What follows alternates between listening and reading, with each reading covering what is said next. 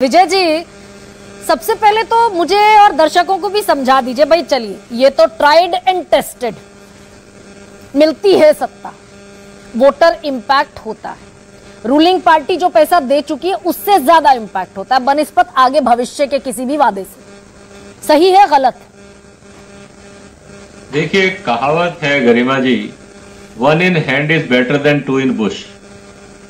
आज हमारे पॉलिटिशियंस की क्रेडिबिलिटी इतनी नीचे जा चुकी है तो आम आदमी सोचता है यार जो मिल रहा है ले लो, पता नहीं कल ये क्या हो, तो जो जितना दे रहा है ले लो, क्योंकि डेवलपमेंट के नाम पे कुछ होता नहीं। स्कूलों में एजुकेशन अपग्रेड होती नहीं, कहने को बड़ी बड़ी बातें करते रहो, वर्ल्ड क्लास एजुकेशन सिस्टम। हालत यह है कि दिल्ली के अंदर हाई कोर्ट को कहना पड़ा कि 6 लाख बच्चों को बेसिक स्टेशनरी नहीं मिली। आप बात करो बड़े बड़े हॉस्पिटल्स की, वही हाई कोर्ट का कहना है कि आप जाके अपने कैजुअलिटीज में देखिए, आपकी मशीनें काम नहीं करती, लोग मरते हैं वहां पे। तो देखिए, पॉलिटिशियन का काम है जनता को, जिसे कहते हैं ना, एक सब्ज बाग दिखाना। नहीं, सही है या गलत है सब दिखा रहे हैं विजय जी, कर्नाटका से लेकर तेलंगाना तक, और देश में भी भाई 81 करोड़ 35 लाख लोगों को राशन बट ही रहा है। 5 किलो 3 किलो गेहूं की और 2 किलो चावल की जरूरत है इस देश के 81 करोड़ लोगों को। सही है या गलत है?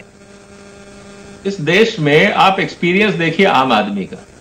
अगर आप ठेले वाले को पूछोगे यार आप सब्जी ज्यादा रेट पे क्यों बेच रहे हो, तो उसका पहला सवाल होता है यार नेता रिश्वत खाते, आप उनको तो कुछ नहीं बोलते, मैंने 10 रुपए सब्जी के मांग लिए तो आप परेशान हो। कहने का मतलब क्या है, इस देश में जो हमारा पॉलिटिकल सिस्टम है उसकी क्रेडिबिलिटी इतनी खत्म हो चुकी है कि अब उनको जनता को रिश्वत दे के वोट मांगना पड़ रहा है। ये फ्रीबीज वही है। इससे पता लगता है कि जनता इन पे भरोसा करती ही नहीं, irrespective of however it is. तो इनको रिश्वत देना मजबूरी हो गई है जनता को।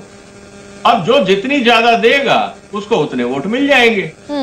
तो फिर तो ये लेवल प्लेइंग फील्ड जिसकी विजय जी बात होती है, अमीर गरीब लोकतंत्र में सब बराबर, कोई भी चुनाव लड़ सकता है, कुछ वो जो शर्तें हैं उनमें ये शर्त तो है ही नहीं कि भाई उम्मीदवार को अरबपति करोड़पति होना चाहिए, ये शर्त तो है नहीं। तो ये तो साबित हो गया कि जिसके पास जितना पैसा जितना बांटेगा वो चुनाव जीत जाएगा। भैया, जिसकी लाठी उसकी भैंस। आज आप सत्ता में हो, देश की जनता का धन आपके पास है, टैक्स पेयर आपको पैसे दे रहे हैं, आप उससे शीशमहल बनवाओ या आप उसको अपने ऊपर दारू पे पॉलिसी बदलो, पार्टी के लिए लगाओ, जहां मर्जी लगाओ। जनता का पैसा कौन से मंत्री ने 5 पैसे जेब से लगा दिए? शीशमहल में केजरीवाल का 5 पैसा लगा है क्या? कहने का मतलब बहुत सिंपल है। देखिए, ये लूटमार है। पहले जनता को मूर्ख बना के सत्ता पे आओ, फिर जनता से टैक्स लेके उसको लूटो, और बाद में उस लूट को जारी रखने के लिए जनता को एक लॉलीपॉप और दो कि वापस तुम मुझे वोट दो।